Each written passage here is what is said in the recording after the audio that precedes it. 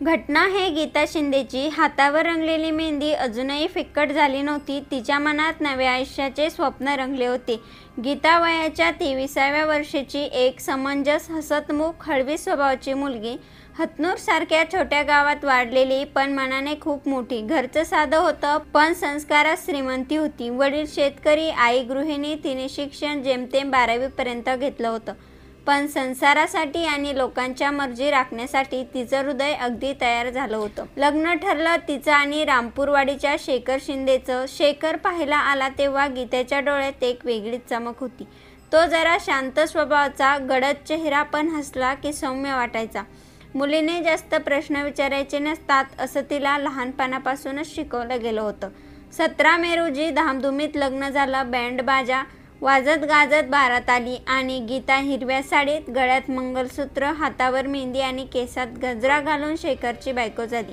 गावातल्या सगळ्या बायकांनी तिच्या चुडेचे कौतुक केले. किती नशीबवान मुलगी असं म्हणत होत्या. लग्नानंतर गीता नव्या घरी आली. तिला सासरी एक घर मिळालं जे तिथं साधं होतं, पण तिच्या डोळ्यात ते स्वर्ग वाटत होतं. सकाळी उठून चहा बनवणं, सासूबाईंना हातभार लावणं आणि शेखरसाठी डब्बा बनवणं, तिचा प्रत्येक दिवस नव्या उमेदीने सुरू होत होता. तिला फार मोठ्या अपेक्षा नव्हत्या, फक्त थोडं प्रेम, जरा मान आणि थोडंसं सहकार्य, एवढंच. पण हे देखील आयुष्यात सहज मिळत नाही हे तिला हळूहळू समजायला लागलं. शेखर खूप व्यस्त असायचा. त्याचा मोबाईल कायम हातात असायचा. कधी ओशाळलेला, कधी चिडचिडा. गीता प्रत्येक गोष्टी समजून घ्यायचा प्रयत्न करायची. एकदा तिने त्याला विचारलं, बाबा जेवण आवडलं का? त्याने उत्तर दिलंच नाही. सासूबाई पण काहीशा कठोर, जरा नीट शिकून आलंय ना ग असं म्हणून त्या वारंवार तिच्या कामावर बोट ठेवायच्या. गीता गप्प राहायची. तिला वाटायचं काही दिवसांनी सगळं सुरळीत होईल. संसारातील सुख तिच्या स्वप्नामध्ये होती, पण वास्तवात तिला भेट होती शांततेच्या पोकळीची. शेखर प्रत्येक दिवस जास्त अंतर ठेवू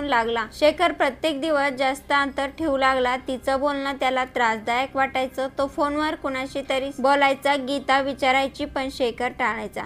मी काही चुकीचं बोललो का असा प्रश्न तिने एकदा स्वतःलाच विचारला. तिचं हसणं कमी झालं. ती स्वतःशी बोलणं मात्र वाढलं. आईला फोन करायची, पण ती रडू आवरत नसायची. मग शांत राहायला लागली. आईला त्रास होईल हे तिला नको होतं. सासरी तिला हसवायला कोणी नव्हतं. सख्या मैत्रिणी लांब होत्या आणि शेखरचा सहवास केवळ नावापुरताच होता. ती घरात असूनही एकटी वाटायची. 2 आठवड्यापूर्वी ती माहेरी आली. आईच्या कुशीत डोकं ठेवून रडली. आई, काहीच नीट नाही ग. आणि तिला समजावत होती, संसार म्हणजे सहनशीलता ग, अजून नवीन आहेस. पण गीताच्या डोळ्यात काहीतरी हरवलं होतं. तिचा चेहरा थकलेला वाटायचा. तिचा हसू बनावट वाटायचं. भाऊ तिला म्हणायचा, दीदी काही होतंय का?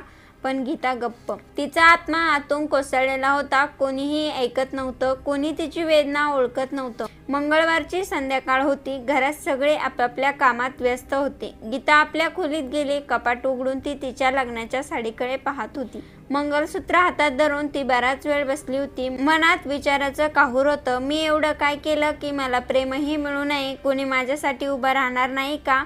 मी जर राहिलेच नाही तरी लक्षात येईल का? ती साडी घेतली आणि काही क्षणात सगळं संपलं.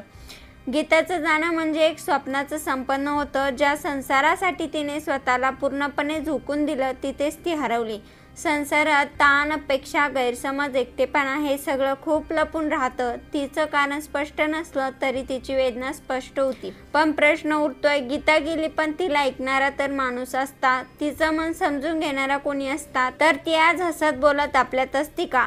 गीताची ही घटना फक्त दुःखच नाही, ती एक आरसा आहे. आज प्रत्येक नवविवाहितेसाठी आपण बाहेरून आनंदी वाटणाऱ्या लग्नाच्या मागे काय चाललं हे विचारणं गरजेचं आहे. संसार म्हणजे सोबतीचं नातं, जिथे एकमेकांचं दुःख, त्रास, असमर्थता समजून घ्यावं लागतं. गीता त्या वाटेवर एकटी पडली.